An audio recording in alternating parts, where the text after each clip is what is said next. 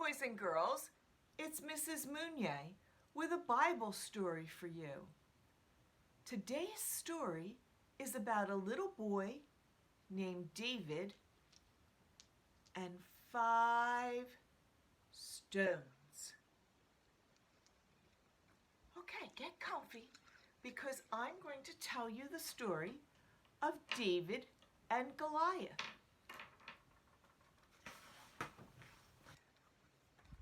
Here's a picture of David.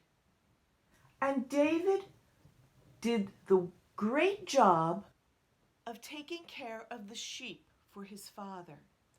He looked after them when they were out on the hills grazing.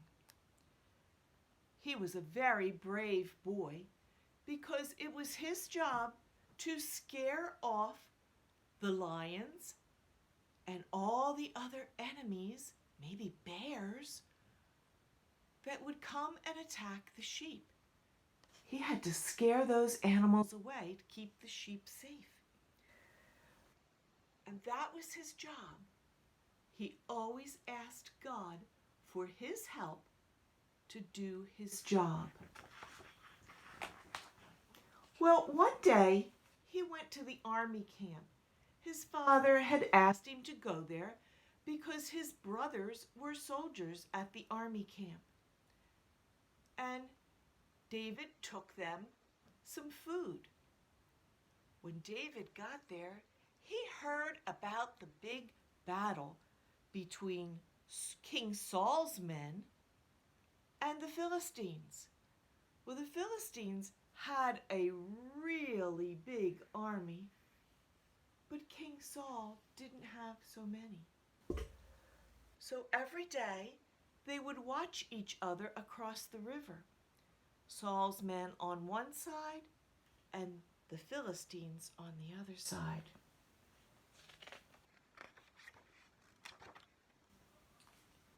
The problem was that one soldier on the Philistine side was a giant named Goliath.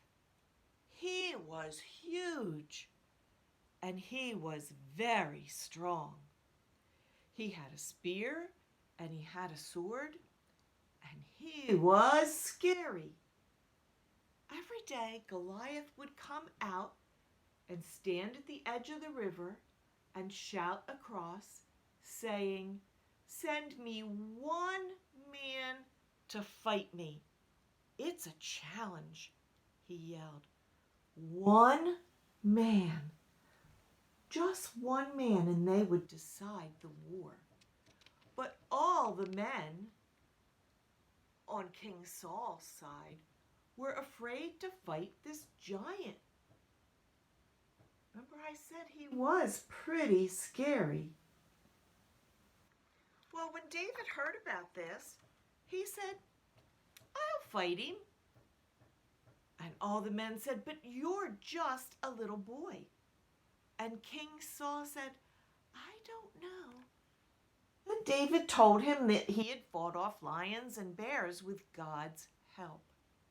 So King Saul said, "All right, I'll let you do it, but you have to wear my fighting clothes." Well, here are the fighting clothes. We call that armor. It was too big for him. It was too big and too heavy.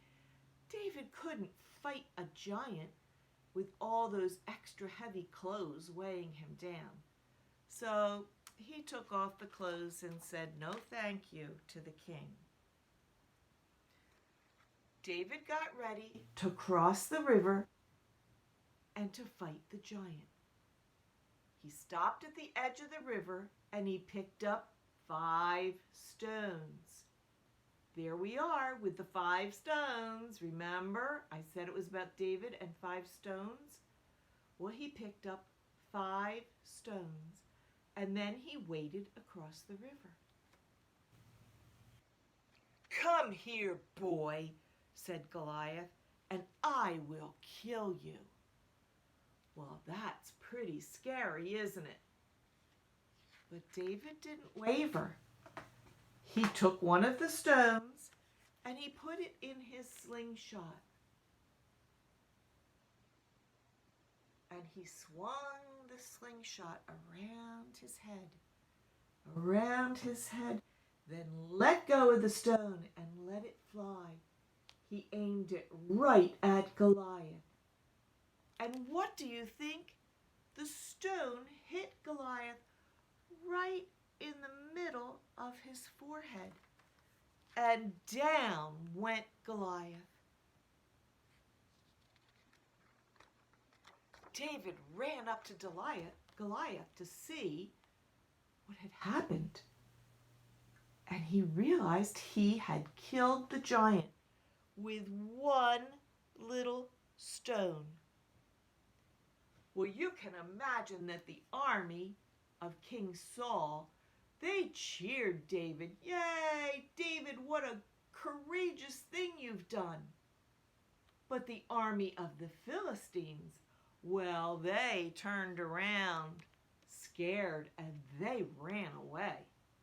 Who was this little boy who could kill a giant?